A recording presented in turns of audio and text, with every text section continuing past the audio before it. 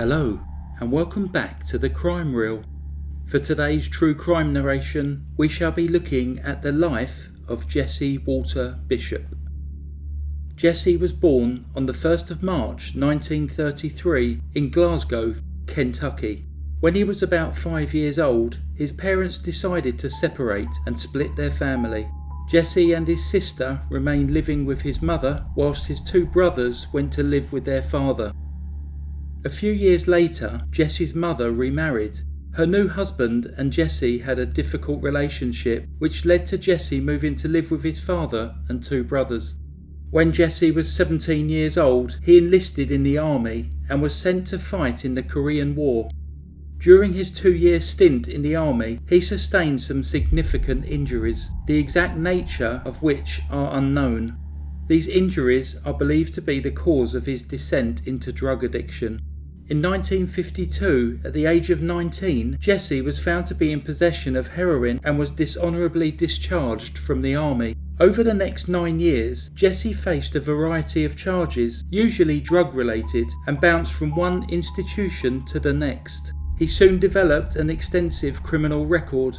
In 1962, he was convicted of an armed robbery and sent to prison in California. He reportedly admitted to over 20 such robberies, all of which were completed while he was under the influence of drugs and in order to provide him with enough money to sustain his drug habit. Shortly after his release, he was once again convicted and charged of further armed robberies and returned to prison in 1971.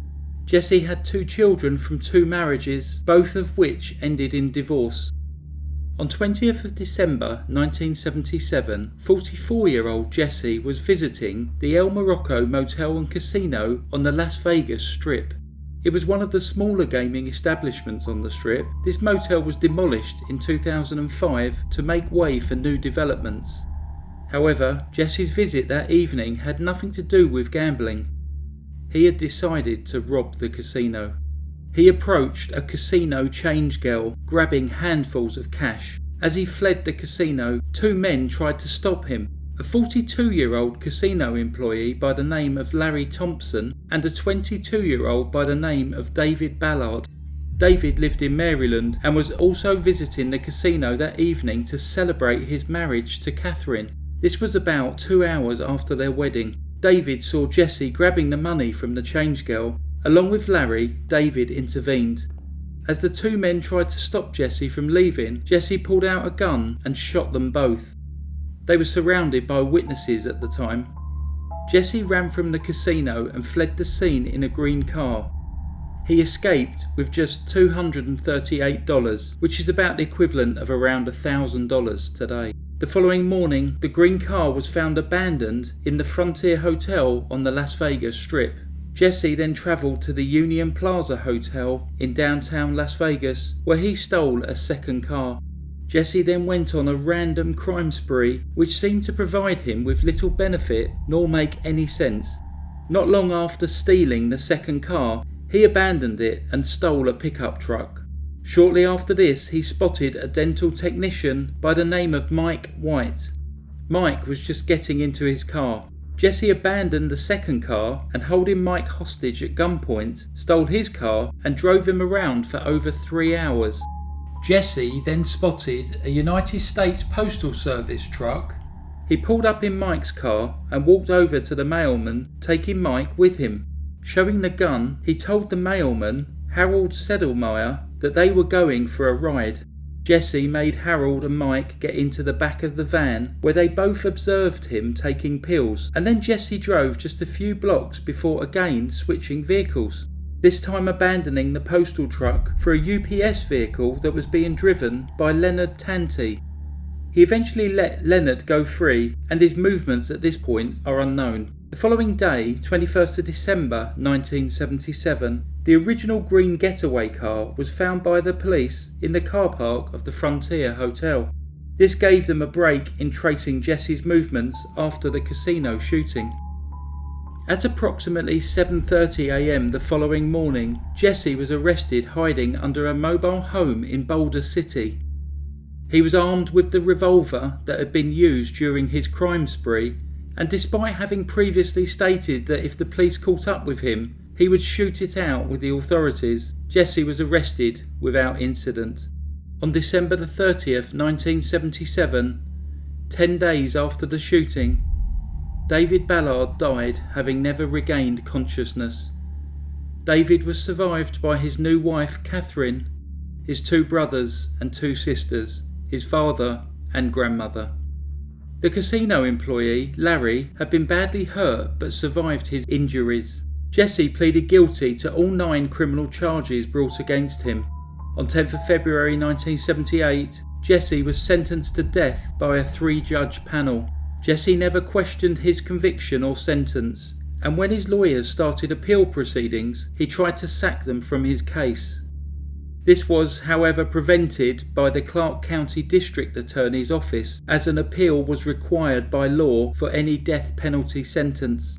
Jesse was very clear that he wanted to die rather than continue his life in prison. He was reported to have written a letter to the local press stating that he wanted his death sentence to be carried out speedily in order to stop wasting taxpayers' money. Despite this, various appeals and legal arguments continued, and the execution date was moved back. Prison officials had to decide whether to prepare the gas chamber for its first use since August 1961. Since this time, the chamber had been used as a storage area and office. Jesse underwent extensive psychiatric exams and was deemed not to be suffering from any mental impairment which would affect his ability to make a decision regarding his execution. He argued that he was guilty and had a right to be punished, stating that it was a miscarriage of justice to allow a defendant a speedy trial but not a speedy execution of sentence. Jesse said that he never wanted to be one of the snivelling cowards who refused to accept their punishment for their crimes. Whilst on death row, Jesse had visits from friends and family members who did not agree with his wish not to appeal his sentence, but nonetheless they would respect it.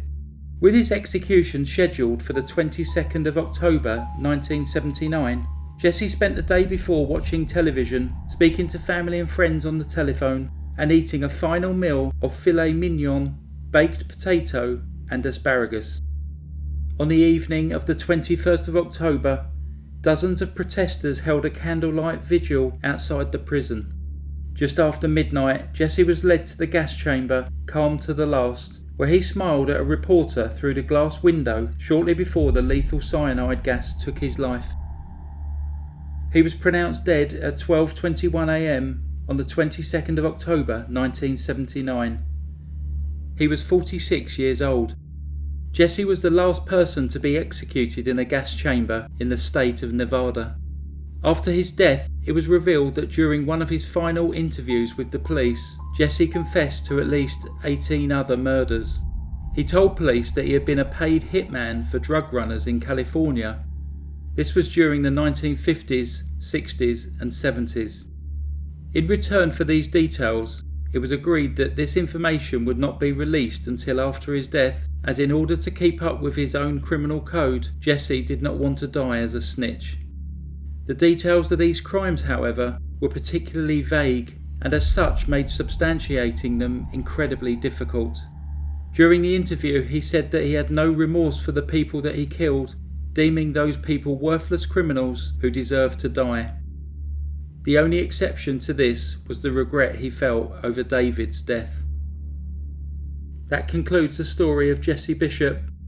I'd like to thank Lemon Sky for suggesting this one and asking me if I would consider covering it. So thank you for the suggestion, Lemon Sky. Please add any comments down below. Thanks very much for listening to The Crime Reel. Stay safe. Goodbye. Psst. I've actually stayed in the Frontier Hotel that we mentioned.